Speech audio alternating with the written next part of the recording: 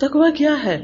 تقوی ویسے تو تقوی وقایا سے بچنا، پرہیز کرنا، یہ سارے لٹرل لغوی معنی ہیں، لیکن آسان لفظوں میں آپ سمجھیے کہ تقوی ایک ایسی اونچی دیوار کا نام ہے جو آپ کے اور آپ کے گناہوں کے بیچ میں حائل ہو جائے.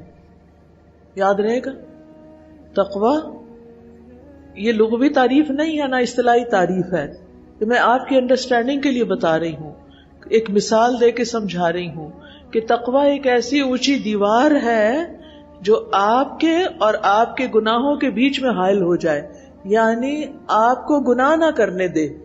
یہ وہ کیفیت ہے، وہ طاقت ہے کہ جو آپ کو گناہوں سے روک لیتی ہے. ابن قیم کہتے ہیں اللہ نے جو حکم دیا ہے متقی انسان حکم دینے والے پر ایمان لاتے ہوئے اس کے وعدے کی تصدیق کرتے ہوئے اس پہ عمل کرتا ہے، اور جس چیز سے اللہ نے منع کیا ہے وہ منع کرنے والے پر ایمان لاتے ہوئے اور اس کی وعید سے ڈرتے ہوئے اس کو چھوڑ دیتا ہے. تو تقوی کیا ہے؟ ایک روک ہے، آپ کو گناہوں کی طرف نہیں جانے دیتا. آپ کے پاس پورے یعنی اسباب سب ہوتے ہیں، آپ جا سکتے ہیں ادھر، نہ آپ کو گھر والے دیکھ رہے ہیں، نہ آپ کو آپ کے دوست احباب دیکھ رہے ہیں، آپ بالکل تنہائی میں ہیں، آپ جو چاہیں کریں. لیکن تقوی آپ کو وہاں بھی روک دیتا ہے کہ نہیں، یہاں اگر لوگ نہیں دیکھ رہے تو کون دیکھ رہا ہے؟ اللہ دیکھ رہا ہے. اللہ کا دیکھنا زیادہ امپورٹنٹ ہے یا لوگوں کا دیکھنا؟ اللہ کا دیکھنا. لیکن کتنے افسوس کی بات ہے کہ ہم بندوں کے دیکھنے سے تو ڈرتے ہیں اور اللہ کے دیکھنے سے نہیں ڈرتے.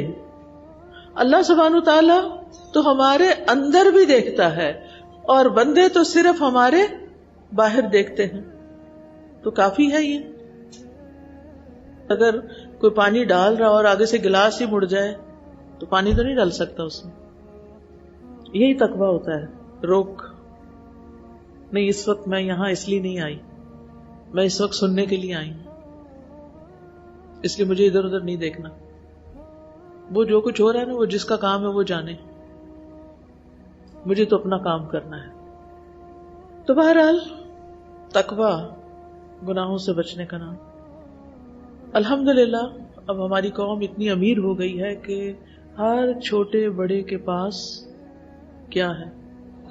ایک جگر کا ٹکڑا ہے. ایک عدد نہیں، کئی عدد موبائل ہے. ایک پہ کہاں گزارا ہوتا ہے؟ ایک کی بیٹری چلی جائے تو پھر کیا ہو، ایک پہ کوئی گڑبڑ ہو جائے تو پھر کیا ہو. میں تو ایک دن بھی اس کی جدائی برداشت نہیں کر سکتی.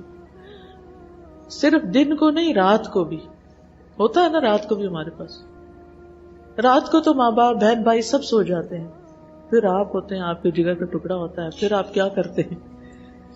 اس وقت کون دیکھ رہا ہوتا ہے کہ آپ اس موبائل پہ کیا کرتے ہیں؟ اللہ تعالیٰ دیکھ رہا ہوتا ہے.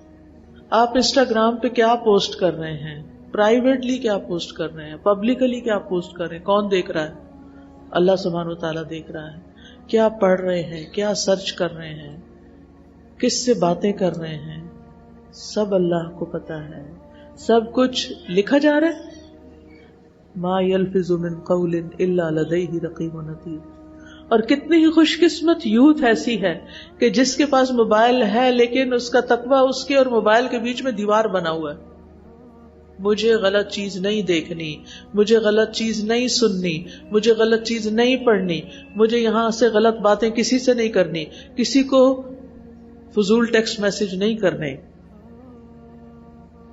کیونکہ مجھے میرا اللہ دیکھ رہا ہے. اس وقت مجھے کوئی نہیں دیکھ رہا مگر وہ دیکھ رہا ہے. یہ ہے تقویٰ کہ اس کی نگرانی کا احساس. ہر وقت بچ بچ کے گزرنا. یہ دنیا خاردار جنگل ہے. جیسے ابی ابن کعب سے جب حضرت عمر نے تقویٰ کے بارے میں پوچھا تو انہوں نے ایک سوال کیا ان سے کہ کیا آپ کبھی کانٹے والے رستوں سے گزرے ہیں، کانٹے والے جنگل سے؟ انہوں نے کہا ہاں. کہا پھر کیسے گزرے؟ کہا اپنا دامن سمیٹ کر، شمرت واجتہدت، کہ کپڑے سمٹا کر اور بھرپور کوشش کر کے. کیونکہ صرف سمٹنا کافی نہیں ہوتا، بچ بچ کے اوکھے ہو کے نکلنا پڑتا ہے. بہت احتیاط کرنی پڑتی ہے، کیونکہ اگر ایک کانٹا کی جھاڑی سے الجھ گئے، اس کو نکالتے نکالتے ایک اور سے الجھ جائیں گے، پھر تو سلسلہ ہی چل پڑتا ہے. اور زخمی انسان الگ ہوتا ہے. تو اس لیے بہت ضروری ہے کہ کیا کریں، بچ بچ کے چلیں، کسی کانٹے میں نہیں الجھنا کہ جو ہمیں لے بیٹھے. نبی صلی اللہ علیہ وسلم نے ایک بڑی خوبصورت وصیت کی تھی جو دنیا اور آخرت کی کامیابیوں کا مرکز ہے. نبی صلی اللہ علیہ وسلم نے حضرت معاذ کو یمن کی طرف گورنر بنا کر بھیجا تو انہوں نے کہا، اے اللہ کے رسول مجھے کوئی وصیت فرمائیں. آپ نے فرمایا، حسب استطاعت اللہ کا تقوی اختیار کرو، ہر پتھر اور درخت کے پاس اللہ کا ذکر کرو. کیا کہا؟ ہر پتھر اور درخت کے پاس اللہ کا ذکر کرو. یعنی جیسے آتا ہے نا کہ یا ایھا الذین آمنوا اذکروا اللہ ذکرا کثیرا وسبحوہ بکرۃ واصیلا. جب تم کوئی برائی کرو تو اسی وقت توبہ کر لو. مخفی برائی کی توبہ مخفی انداز میں، اعلانیہ گناہ کی توبہ اعلانیہ انداز میں ہونی چاہیے. کسی کا دل دکھایا، سب کے سامنے کوئی بری حرکت کی تو سب کے سامنے توبہ. اسی طرح ابو ذر رضی اللہ عنہ سے مروی ہے کہ رسول اللہ صلی اللہ علیہ وسلم نے ان سے فرمایا، میں تمہیں تمہارے خفیہ اور ظاہر ہر معاملے میں اللہ کے تقوی کی وصیت کرتا ہوں. خفیہ اور ظاہر ہر معاملے میں تقوی کی وصیت کرتا ہوں کہ اس کو ڈھال بنائے رکھنا.